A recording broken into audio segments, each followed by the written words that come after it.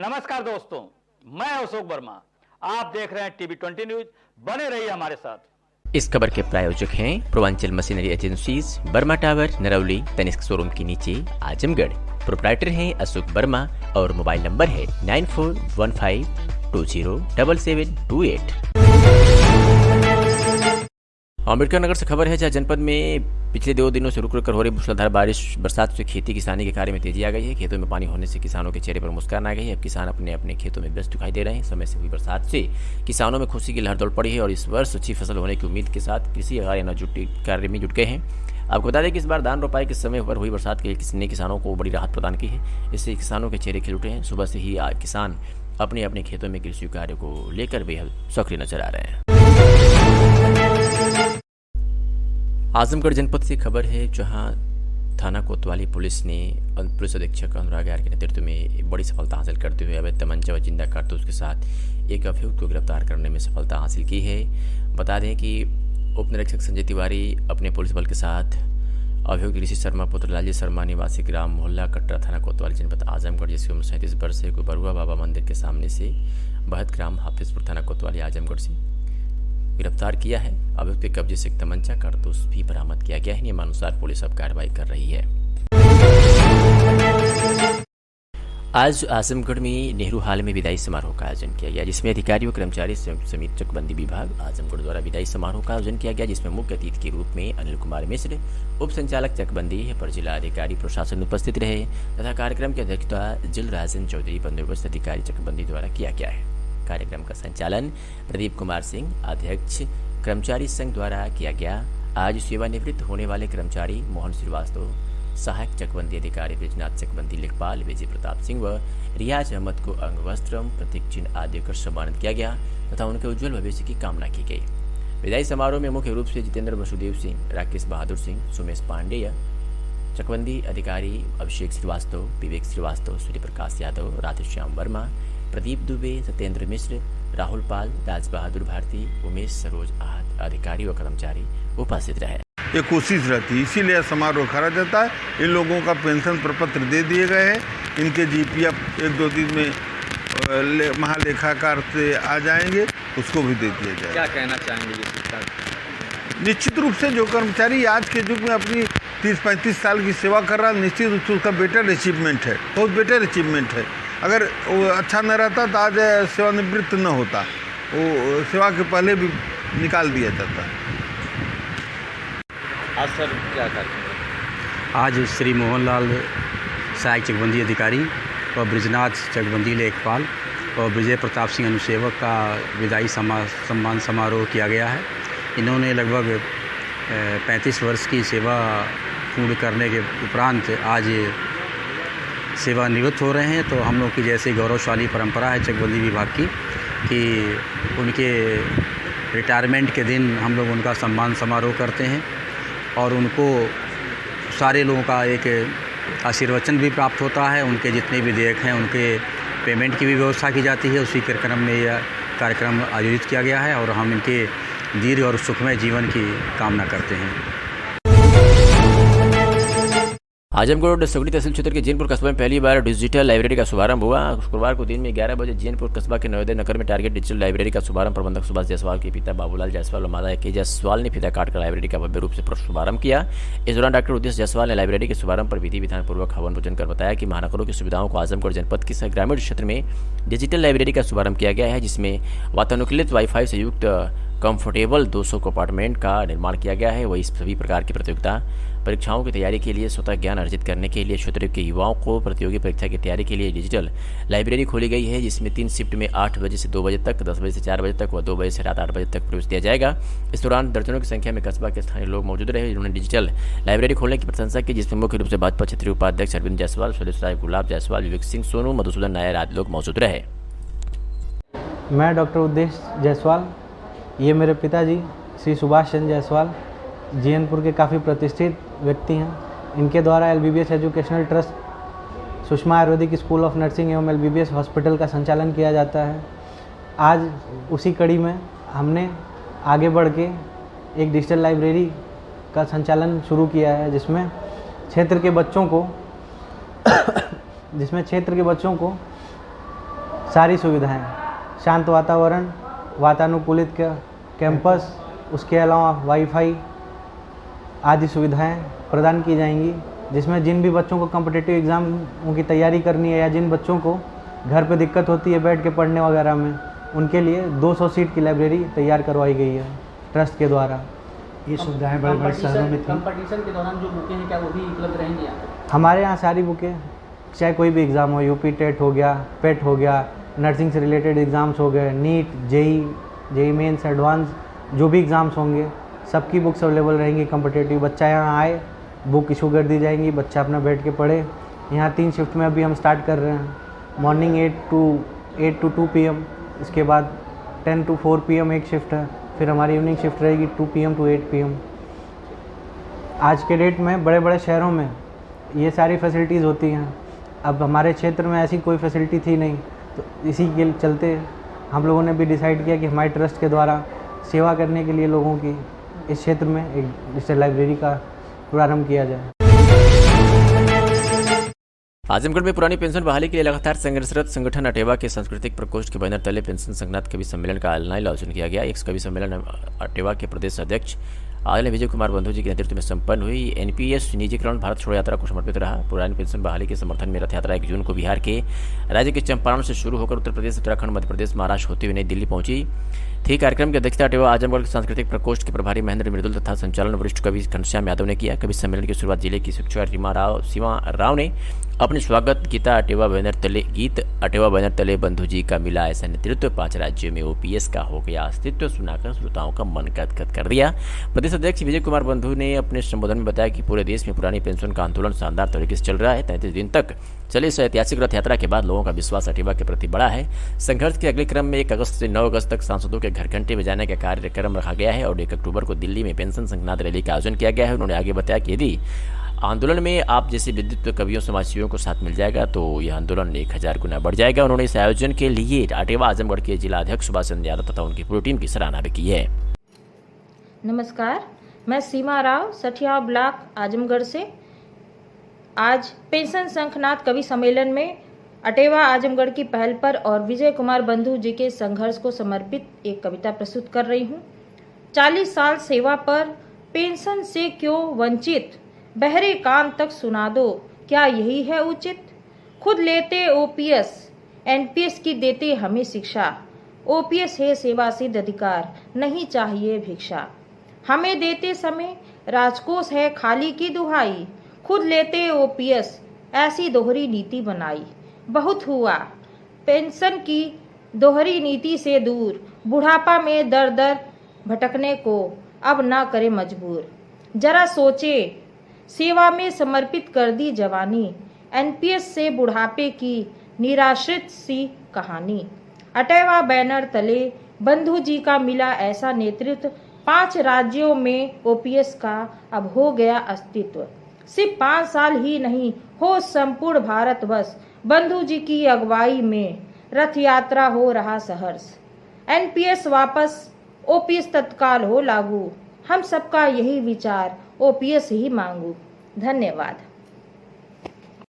Pension तो होवेगी बहाल, लगाओ जोर सब साथी। पेंशन तो होएगी बहाल, लगाओ जोर सब साथी। पेंशन मेरी बुढ़ापे की लाठी, पेंशन मेरे बुढ़ापे की लाठी। लेना इसे है हर हाल, लगाओ जोर सब साथी। पेंशन तो होएगी बहाल, लगाओ जोर सब साथी। पेंशन बेटी बेटों की पढ़ाई, पेंशन बेटी बेटों की पढ़ाई। कैसे होंगे सपने साकार, लगाओ जोर सब साथी। पेंशन तो होएगी बहाल, लगाओ जोर सब साथी। पेंशन हमारे पोते पोतों की मिठाई, पेंशन हमारे पोतों पोती की। से शिक्षक कर्मचारी बानी, नईखे हम भिखारी। बुढ़ौती में हमनी के करेला दुखारी। निजीकरण NPS के, निजीकरण NPS के, घेरले बदरिया धोखवे से हो, तोड़ला तू हमनी के कमरिया, हे साहब धोखवे से हो, तोड़ला तू हमनी के कमरिया। नमन मंच एक कविता है अपनी पुरानी पेंशन बहाली के लिए। उठो है वीरो नौजवानों, उठो है वीरो नौजवानों, क्रांति का बिगुल बजाना है। अटेवा संगठन के हुंकारों से पुरानी पेंशन लाना है। बंधु जी का कहना है OPS लेकर रहना है, चाहे जितना बाधा आए संघर्ष से हमारा रोक न पाए। एकजुटता की शक्ति बल से आखिरी जोर लगाना है। अठेवा संगठन के हुंकारों से पुरानी पेंशन लाना है। जाड़ा वर्षा गर्मी हो, OPS की सरगर्मी हो, अगर OPS पाना है एक साथ जुट जाना है। दिल्ली के गलियारों से OPS उठाकर लाना है। अटेवा शक्ति के हुंकारों से पुरानी पेंशन लाना है, पुरानी पेंशन लाना है। जय अटेवा, जय युवा। उठो चलो ऐ मातृ शक्तियों, उठो चलो ऐ मातृ शक्तियों, अपना परचम लहराना है। नारी शक्ति को जगाना है, OPS को हमें पाना है। नारी शक्ति को जगाना है, OPS को हमें पाना है। अपने बुढ़ापे को पहचानो, अपने बुढ़ापे को पहचानो, जीवन की सच्चाई है। सो गए अगर आज हम, सो गए अगर आज हम, कल हमारा खाली है। लखनऊ और दिल्ली की दीवारों पर, लखनऊ और दिल्ली की दीवारों पर अपनी तस्वीर बनानी है। अपने बुढ़ापे की लाठी को, अपने बुढ़ापे की लाठी को बंधु के साथ पाना है, बंधु के साथ पाना है। उठो चलो ऐ मातृ शक्तियों, अपना परचम लहराना है, अपना परचम लहराना है। धन्यवाद। आजमगढ़ जनपद में जिले के देवगांव कोतवाली क्षेत्र के हुड़की गांव में भूमि विवाद को लेकर पहले कोतवाली पर देर रात घर में घुसने का आरोप लगाया। पीड़ित परिजनों ने कोतवाली पर साजिश के तहत फर्जी मुकदमा दर्ज कराने का आरोप लगाते हुए पुलिस अधीक्षक सिन्हा की गुहार लगाई है। पुलिस अधीक्षक कार्यालय पर अपने परिजनों के साथ पहुंची देवगांव कोतवाली के हुड़की गांव निवासी सुमन यादव ने SP को दिए गए शिकायती पत्र में आरोप लगाया है कि गाँव के जयप्रकाश यादव से उनका भूमि विवाद चल रहा था। इसी मामले में को लेकर मारपीट का मुकदमा कोतवाली में दर्ज था। 11 जून को इसी मारपीट के मामले में देर रात को देवगांव कोतवाली सिपाहियों ने घर का दरवाजा तोड़ दिया और अभद्रता की शिकायत जब पुलिस अधिकारियों से की गई। आरोप है कि इसके बाद देवगांव कोतवाल ने एक नंबर से खुद को धमकी मिलने के मामले में उनके परिजनों के ऊपर फर्जी मुकदमा कोतवाल ने दर्ज कर दिया, जिससे पूरा परिवार परेशान है। पीड़ित ने बताया कि इस मामले में SP ने मामले की जांच कर निष्पक्ष कार्रवाई का भरोसा दिया है। सोनल यादव कहाँ की रहने वाली है?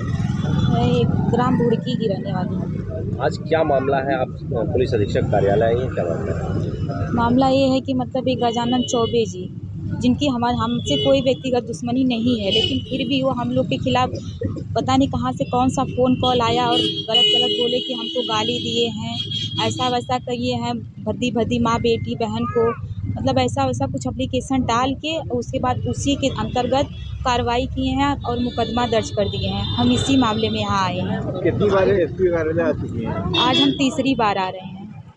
कोई सुनवाई नहीं हो रही है? कोई सुनवाई नहीं हो रही है। अभी अंदर गए थे तो बोल रहे हैं कि जाइए आप, आपकी विवेचना की जाएगी। ये गजानन चौबे जो है कि जो थानेदार है, उनकी बात आप कर रही हैं? हाँ, वो हमारे देवगांव थाना के मतलब गजानन चौबे जी कोतवाल हैं, ये सो हैं। तो क्या प्रकरण है? क्यों आप लोगों से इस तरह की दुश्मनी को निकाल रहे हैं, या जो भी है क्यों आप लोगों को फंसा रहे हैं? हमें खुद भी नहीं मालूम क्यों हम लोग को फंसा रहे हैं, जबकि हमारी उनसे कोई व्यक्तिगत दुश्मनी नहीं है, लेकिन हमें तो लगता है कि वही एप्लीकेशन उनके खिलाफ डाले हैं, इसीलिए लगता है वो फंसा रहे हैं। कैसा एप्लीकेशन हमने डाला था?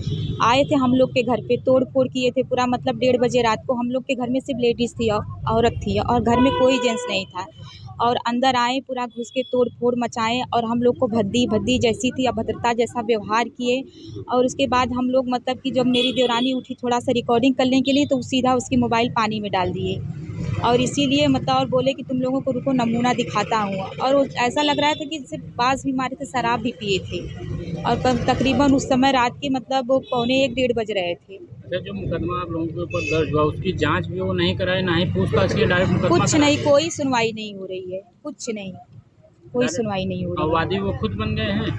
हाँ, अब तो यही लगता है कि वादी वो खुद बन गए हैं। ऐसा लगता है कि वो गीता देवी के खुद ही समक्ष में मतलब कि मिली भगत में पता नहीं क्या क्या कर रहे हैं। हमें तो यही लगता है।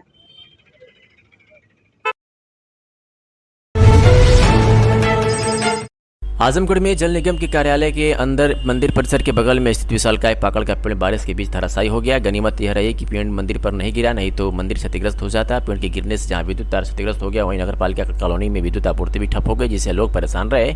जल निगम कार्यालय परिसर में मंदिर के बगल में कई पुराने पेड़ हैं। देर रात हो रही बारिश के बीच अचानक पाकड़ का पेड़ बिजली के पोल पर गिर गया, जिससे तेज धमाके के साथ तार टूट गया और बिजली आपूर्ति ठप हो गई। वहीं पूरे दिन विकास भवन जाने वाला मार्ग अवरुद्ध रहा।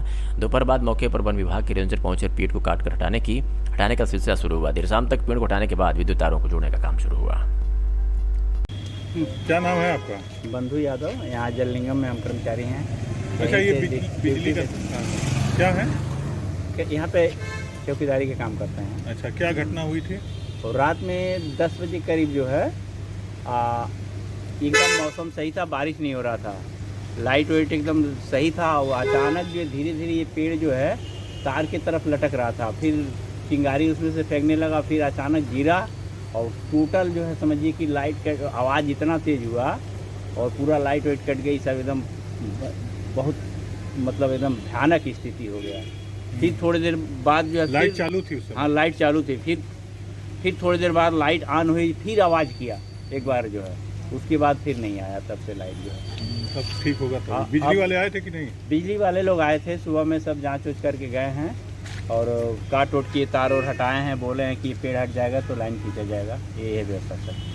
अच्छा, किसी के घायल होने? नहीं, कोई घायल नहीं हुआ है। उस समय 1-2 लोग थे तो पार्क में बाहर थे, करीब 10 बजे रात में गिरा है ना, और उस समय ये खाली जगह था। अगर दिन में होता तो बहुत घटना घट जाती। कुंवर सिंह उद्यान के बगल में एक विशालकाय मोटे पेड़ की डाल गिर गई है, इससे बिजली भी प्रभावित हुई है और कहीं न कहीं ये कुंवर सिंह उद्यान जो खेलने का पार्क था उसमें भी लोग अब आने जाने से डर रहे हैं। तो आपके द्वारा क्या कार्रवाई की जा रही है और कब तक बिजली की व्यवस्था सुचारू रूप से चालू हो जाएगी? हम वन विभाग के डिप्टी रेंजर हैं जितेंद्र त्रिपाठी। तो पेड़ तो अभी हम 1 घंटे में कटवा देंगे, डार जो गिरी। आदमी गए मशीन लेने के लिए, आ रहे हैं। उसके बाद बिजली विभाग के एडीओ से बात हुई है, वो तार जोड़ देंगे। कब तक ये पूरा खाली हो जाएगा? जी, ज़्यादा 2 घंटा में। जी, हादसे की सूचना हुई है? जी, हमको डीएफओ साहब बताएं, सीडीओ साहब बताएं। आजमगढ़ जनपद में कुछ दिन पहले एक शादी समारोह में 11 वर्षीय बच्ची आई थी, जिसके साथ पहले दुष्कर्म किया गया था और उसकी फिर हत्या कर दी गई थी। पुलिस के लिए ये मर्डर मिस्ट्री एक पहली बन गई थी, लेकिन पुलिस अधीक्षक अनुराग आर के नेतृत्व में आज बरदर पुलिस ने इस मामले को सुलझा दिया है और उसमें शामिल उस अभियुक्त को गिरफ्तार कर लिया है जो मुख्य आरोपी है। बता दें कि शादी समारोह में 11 वर्षीय बच्चे के साथ दुष्कर्म कर हत्या करने वाले अभियुक्त को पुलिस ने गिरफ्तार कर लिया है। घटना में प्रयुक्त गमछा व कोचनी बरामद कर लिया है। उस अभियुक्त का नाम है नीरज पुत्र रघुवर, जो ग्राम मौलानापुर, थाना महाराजगंज, जनपद आजमगढ़ का रहने वाला है। आजमगढ़ में एक समाज सेवी ने ब्लड देकर एक व्यक्ति की जान बचाई है। उन्होंने सोशल मीडिया पर एक पोस्ट करते हुए लिखा है कि मेरे यहाँ एक नंबर से फोन आया कि भैया 2 यूनिट ब्लड की जरूरत है। मेरे पिताजी किडनी और लीवर की समस्या से जूझ रहे हैं, जिनका डॉक्टर अजीत कुमार की देखरेख में मेरिडियन हॉस्पिटल में इलाज चल रहा है। तत्काल में सोशल मीडिया में रक्त की आवश्यकता है भुगतान के लिए आपने शुभचिंतकों से अपील की। तत्पश्चात हमारे यहाँ प्रिय भाई अक्षय यादव जी का फोन आता है, भैया मैं दोपहर तक आ जाता हूँ और मैं ब्लड दूंगा। इस मौके पर छात्र संघ मंत्री समाज सेवी दीपक पाठक माइकल ने कहा कि जैसे लोगों की समाज में जरूरत है जो एक दूसरे के काम आ सकें, किसी प्रकार की कमजोरी समस्या नहीं होती, यह मात्र अफवाह है और कभी भी वक्त आने पर रक्तदान करना जरूरी है। इससे किसी को एक नया जीवन मिल सकता है और रक्तदान करने से हमारे शरीर में किसी प्रकार की कमजोरी या समस्या नहीं होती है। यह मात्र अफवाह है। युवाओं को बढ़ चढ़कर रक्तदान करना चाहिए। परिवार ने समाज सेवा एक लक्ष्य टीम लक्ष्य टीम 32-33 को धन्यवाद दिया। ईशान पब्लिक स्कूल की डायरेक्टर और समाजसेवी अशोक श्रीवास्तव के पुत्र दिव्यांश श्रीवास्तव को MBBS की डिग्री मिलने से परिवार और मित्रों में खुशी का माहौल है। दिव्यांश श्रीवास्तव ने बताया कि वो आगे की पढ़ाई अभी जारी रखेंगे और वो अपनी प्राथमिकता आजमगढ़ के लोगों की सेवा में प्रेरित करेंगे। समाजसेवी दिव्यांश श्रीवास्तव के पिता अशोक श्रीवास्तव ने बताया कि दिव्यांश की पढ़ाई अभी जारी रहेगी। उच्च शिक्षा के लिए हम उन्हें सहयोग देने के लिए पूरी तरह तैयार हैं। TV20 न्यूज परिवार ने समाजसेवी व डायरेक्टर अशोक श्रीवास्तव व उनके पुत्र डॉक्टर दिव्यांश को इस सफलता के लिए उनके उज्जवल भविष्य की कामना की है। एक खबर जौनपुर से है, जहां नकली सीमेंट बनाने वाले 5 अभियुक्तों को पुलिस ने गिरफ्तार किया है। थाना रामपुर, जनपद जौनपुर, STF, थाना मड़ियाओं, थाना सुरेरी की टीम और संयुक्त टीम द्वारा नकली सीमेंट बनाने वाले 5 अभियुक्तों को गिरफ्तार किया गया है। कब्जे से नकली सीमेंट और सीमेंट बनाने के उपकरण बरामद किए गए हैं। गौर करने वाली बात यह है कि ये 5 अभियुक्त गिरफ्तार तो कर लिए गए हैं, लेकिन इनके द्वारा जो नकली सीमेंट बनाए गए थे उनका जिन जिन घरों में इस्तेमाल किया गया होगा उन घरों के हालात अब क्या होंगे, उनके घर स्वामियों के हालात क्या होंगे। जिनको ये पता होगा कि मैं इस कंपनी से सीमेंट लिया हूँ, वो लोग उस छत के नीचे अब कैसे रहेंगे। सवाल ये भी है कि उनकी अब जो समय सीमा होगी वो कब तक होगी, कितने दिन तक ही टिकाऊ वो घर हो सकता है, ये तमाम लोग अब सवाल कर रहे हैं। पुलिस को ऐसे में चाहिए कि फिर से पता करे कि वो इनके द्वारा बनाए गए सीमेंट किन किन घरों में इस्तेमाल हुए हैं और उन घरों को फिर से सही तरीके से इनके पैसे से, इनके प्रॉपर्टी से पैसे अर्जित करके उनके मकान को फिर दोबारा बनवाया जाए। क्योंकि इस तरह की घटना एक बहुत बड़े स्तर पर कही जाएगी कि ये बहुत बड़ी क्राइम है। क्योंकि इन लोगों ने तो सीमेंट बना दिया, वो भी नकली, और वो सीमेंट को जिन जिन लोगों ने इस्तेमाल किया होगा उनके आशियाने कब तक सुरक्षित रहेंगे। उस आशियाने के नीचे जो सोने वाले लोग होंगे उनके क्या, जिससे इस खबर के बाद, जानने के बाद उनको नींद आएगी, ये तमाम सवाल खड़े हो रहे हैं। बता दें कि पुलिस अधीक्षक जौनपुर डॉक्टर अजय पाल शर्मा द्वारा अपराधियों के विरुद्ध चलाए जा रहे अभियान के क्रम में पुलिस अधीक्षक ग्रामीण सुरेंद्र सिंह के निर्देशन और क्षेत्राधिकारी मड़ियाओं चौप सिंह के कुशल परीक्षण में 30 जून 2023 को लगभग 3 बजे STF थाना मड़ियाओं, थाना सुरेरी और थाना रामपुर की संयुक्त टीम द्वारा ग्राम सिद्धवन में BCC hi-tech cement private limited में सीमेंट को अपनी कंपनियों में गुणवत्ता मानक से कम बनी नकली सीमेंट बनाकर फर्जी व कुटरचित बोरियों में भरकर बाजारों में थोक के भाव में डीलरों को सप्लाई करने वाले 5 अभियुक्त, जिसका नाम सतीश कुमार, नीरज जायसवाल, बद्री प्रसाद दुबे, सत्येंद्र पाठक, शैलेंद्र पाठक और हरिशंकर पाठक को गिरफ्तार किया गया है। नकली सीमेंट और सीमेंट बनाने के उपकरण भी बरामद किए गए हैं। आजमगढ़ से खबर है, जहां चंडेश्वर स्थित सिद्ध विनायक मैरिज हॉल में चल रहे श्री राम कथा के 6वें दिन कथावाचक अंकित चतुर्वेदी महाराज ने बताया कि परिवार में किस सदस्य की क्या मर्यादा है, सीखने के लिए श्री रामचरितमानस का सहारा लेना चाहिए। सती अनुसुईया के चरित्र का वर्णन करते हुए उन्होंने कहा कि प्रत्येक स्त्री के लिए उसका पति ही देवता है। पति की सेवा और पति के वचन का पालन करना ही पत्नी का धर्म है। आगे उन्होंने बताया कि भाइयों के प्रेम की पराकाष्ठा देखनी है तो भरत और श्री राम के चरित्र, पिता पुत्र का रिश्ता देखना है तो महाराज दशरथ और श्री राम एवं पति पत्नी का रिश्ता देखना है तो लक्ष्मण और उर्मिला माँ का चरित्र देखिए। इस प्रकार हम सभी हिंदुओं के आदर्श प्राण और परमात्मा प्रभु श्री राम हैं। श्री महाराज के संगीतमयी मोहक प्रसंग को सुन श्रोतागण मंत्रमुग्ध हो गए। इस अवसर पर भाजपा नेता अखिलेश मिश्र गुड्डू, ADM प्रशासन अनिल कुमार मिश्र, अखिल भारत वर्षीय ब्राह्मण सभा के राष्ट्रीय संगठन मंत्री सुभाष चंद्र तिवारी, कुंदन राष्ट्रीय सचिव संजय पांडे, गायक कलाकार राजेश रंजन, आनंदमणि चतुर्वेदी, सत्यम गुरु, सौरभ उपाध्याय, महंत संजय पांडे, अखिलेश सिंह त्याग सहित भारी संख्या में लोग उपस्थित रहे।